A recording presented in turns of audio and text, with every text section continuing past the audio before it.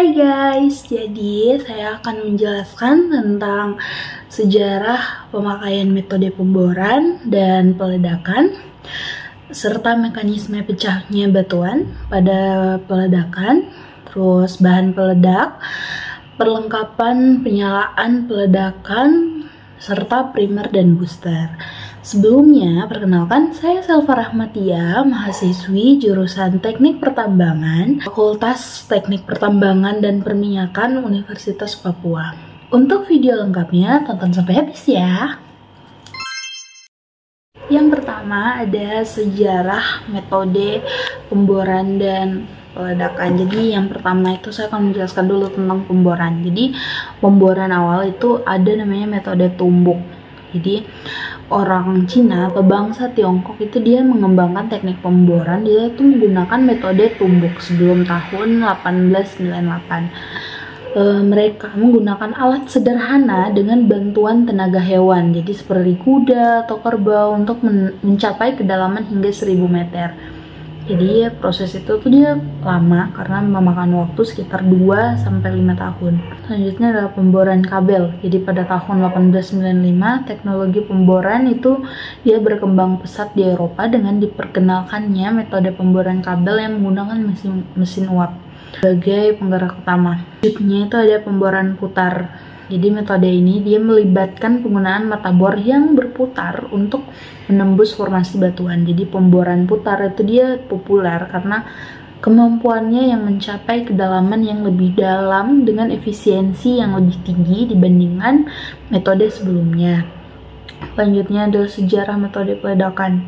Jadi pada bahan peledak awal itu yang ditemukan itu adalah black powder, yang kemudian diikuti oleh penemuan dinamit oleh Alfred Nobel. Jadi selanjutnya itu ada teknik peledakan modern, ya udah agak satu tingkat di atas yang awal. Perkembangan bahan peledak itu yang lebih stabil dan kuat itu memungkinkan dilakukannya peledakan dengan kontrol yang lebih baik, meningkatkan efisiensi dalam industri pertambangan dan juga konstruksi. Selanjutnya ada perlengkapan pemboran dan peledakan. Jadi alat pemboran itu ada bor tangan, itu digunakan untuk eksplorasi dangkal seperti bor spiral dan bor bangka. Selanjutnya itu ada bor mesin putar. Jadi itu termasuk mesin ringan, bor inti dan bor putar biasanya yang mencapai kedalaman lebih dalam dengan efisiensi yang lebih tinggi. Selanjutnya ada bor mesin tumbuk. Jadi menggunakan metode tumbuk itu untuk menembus batuan keras seperti bor tumbuk tali kawat dan palu. Ada juga peralatan peledakan, yaitu ada blasting machine, yaitu alat yang digunakan untuk memberikan energi listrik guna untuk meledakkan bahan peledak. Ada juga sumbu api dan detonator. Jadi itu digunakan untuk memicu ledakan pada bahan peledak. Ada juga alat pengisi bahan peledak. Itu digunakan untuk memasukkan bahan peledak ke dalam lubang ledak dengan diameter yang sesuai.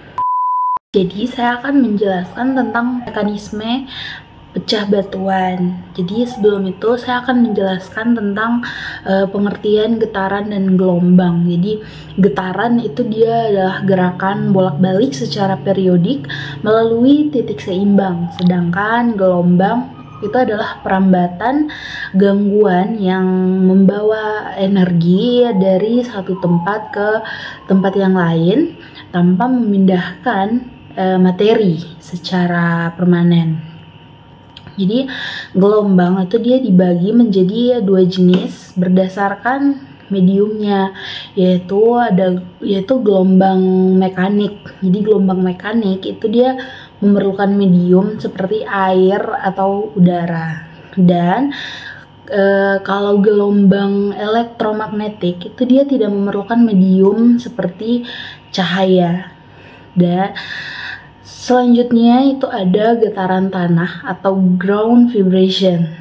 Itu dia merupakan gelombang yang merambat dalam tanah akibat adanya sumber energi seperti gempa bumi atau aktivitas peledakan lainnya. Jadi fenomena ini itu bisa aja terjadi di zona elastis di mana material itu masih dapat kembali ke bentuk semula setelah menerima tekanan. Getaran tanah dari peledakan itu dia dapat menimbulkan kerusakan struktural jika intensitasnya itu cukup tinggi. Faktor-faktor yang mempengaruhi getaran tanah itu dia dibagi menjadi dua, yaitu faktor yang dapat dikontrol dan tidak dikontrol. Jadi yang dapat dikontrol itu seperti jumlah bahan peledak, jarak dari lokasi, jenis bahannya, dan geometri peledakan. Dan faktor yang tidak dapat dikontrol itu seperti karakteristik batuan, struktur geologi, dan juga pengaruh air. Proses pemecah batuan akibat peledakan itu terjadi dalam 3 tahap. Jadi tahap yang pertama itu adalah pembentukan retakan awal oleh gelombang kejut. Tahap kedua itu adalah munculnya gelombang tarik saat tekanan berubah dari positif menjadi negatif. Dan tahap ketiga itu adalah pelebaran retakan akibat tekanan gas hasil peledakan sehingga batuan itu tidak mampu menahan tekanan dan akhirnya pecah. Terus getaran akibat peledakan itu diukur melalui gelombang seismik. Dan tujuan peledakan itu adalah menghancurkan batuan dengan energi yang melebihi kekuatan batuan. Jadi ketika energi ini habis, proses pemecahan itu berhenti dan sisa energi itu akan menjadi gelombang elastis yang merambat sebagai getaran. Seperti itu. Selanjutnya adalah jenis-jenis bahan peledak. Bahan peledak itu dia ada sumbu peledak. Jadi sumbu peledak itu ada yang pertama itu sumbu api, yaitu safety fuse. Itu merupakan sumbu yang mengandung bubuk mesiu dan terbakar perlahan untuk menghantarkan api menuju detonator. Dan yang kedua itu ada namanya sumbu ledak. Itu merupakan sumbu fleksibel yang berisi bahan peledak tinggi yang menghantarkan ledakan dengan kecepatan yang sangat tinggi. Yang ketiga itu ada namanya sumbu nonel atau non electronic fuse. Jadi tidak menggunakan elektronik. Itu sumbu plastik yang berisi gelombang tekanan gas digunakan untuk menghantarkan sinyal ledakan tanpa menggunakan listrik atau api. Electric detonator atau detonator listrik itu adalah alat peledak kecil yang diaktifkan oleh arus listrik yang digunakan untuk menginisiasi ledakan pada bahan peledak utama. Jadi detonator ini itu dia memiliki kawat atau lag wire yang menghubungkan dengan sumber listrik seperti blasting machine. Jadi ketika arus itu mengalir, elemen pemanas di dalamnya itu dia akan menyulut bahan peledak primer lalu memicu ledakan. Selanjutnya itu ada jenis bahan peledak. Yang pertama dan yang paling pertama dan tua itu adalah black powder. Jadi black powder itu bahan peledak campuran dari kalium nitrat atau KNO3, arang, dan belerang yang bisa menghasilkan ledakan melalui reaksi pembakaran cepat. Jadi black powder itu dia merupakan bahan peledak yang tertua yang seperti saya sudah bilang tadi, yang dikenal manusia dan digunakan untuk berbagai keperluan seperti kembang api, senjata api kuno, dan peledakan sederhana. Bahan peledak selanjutnya itu dia berbasis nitrogliserin, yaitu jenis bahan peledak yang menggunakan nitrogliserin atau kimianya itu C3H5N3O9 sebagai komponen utama atau bahan aktif. Nitrogliserin itu cairan yang kental yang peka juga terhadap guncangan, panas, dan gesekan sehingga sering distabilkan dalam bentuk campuran. Contoh bahan peledak yang ada nitrogliserinnya itu ada dinamit. Jadi dinamit itu dia campuran nitrogliserin dengan bahan penyerap seperti tanah di atom. Terus dia lebih stabil daripada nitrogliserin murni. Dan itu dikembangkan oleh Alfred Nobel. Selanjutnya itu ada gelignit, intinya blasting yang kayak gelatin gitu. Campuran nitrogliserin dengan nitroselulosa itu dia. Terus lebih kuat dan fleksibel daripada dinamit. Terus selanjutnya itu ada bahan peledak emulsi. Jadi bahan peledak emulsi itu dia adalah bahan peledak modern yang berbentuk emulsi, yaitu campuran antara fase oksidator seperti amonium nitrat dan fase bahan bakar. Itu biasanya minyak atau lilin yang distabilkan dengan emulsifer. Jadi bahan ini itu dia punya tekstur itu seperti gel atau kayak pasta. Selanjutnya itu ada teknik pencampuran ANFO atau amonium nitrat fuel oil. Jadi ANFO itu bahan peledak campuran antara amonium nitrat sebagai oksidator dan fuel oil sebagai bahan bakar. Itu biasanya yang dipakai itu diesel.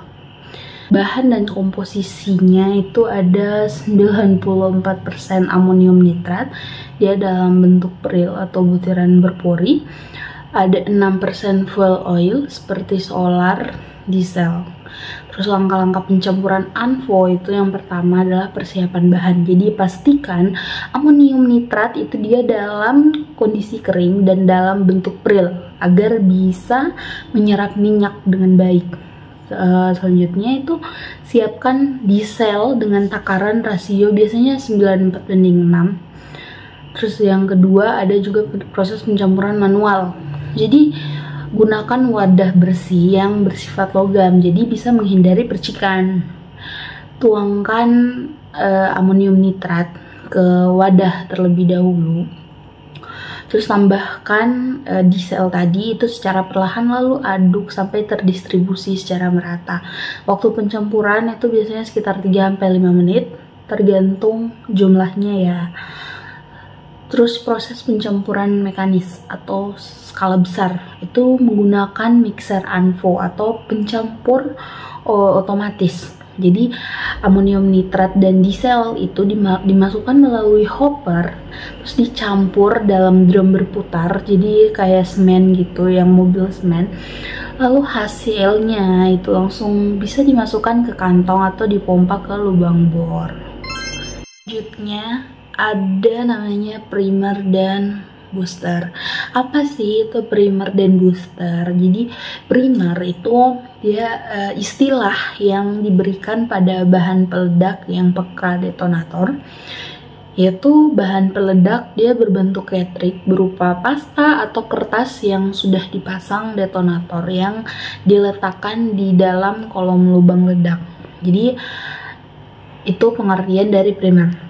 Dan selanjutnya ada pengertian booster, yaitu booster itu bahan yang peka detonator yang dimasukkan ke dalam detonator kolom lubang ledak yang berfungsi sebagai penguat energi ledak.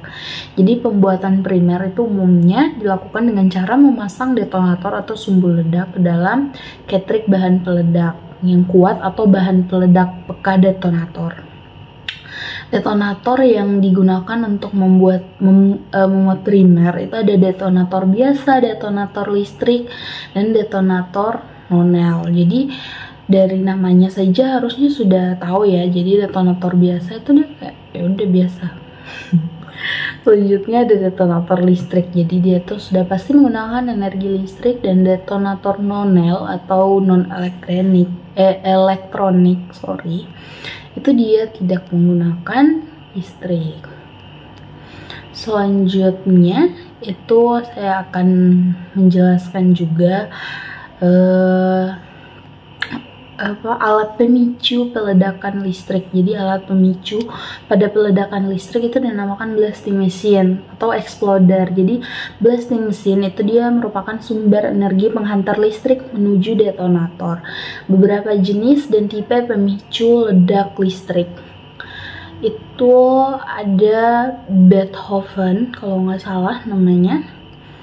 Terus prosedur penggunaan alat pemicu peledak listrik untuk seluruh tipe itu, jadi kita pertama harus informasikan tuh ke sekitar lokasi peledakan melalui alat pembesar suara atau TOA untuk memastikan situasi aman.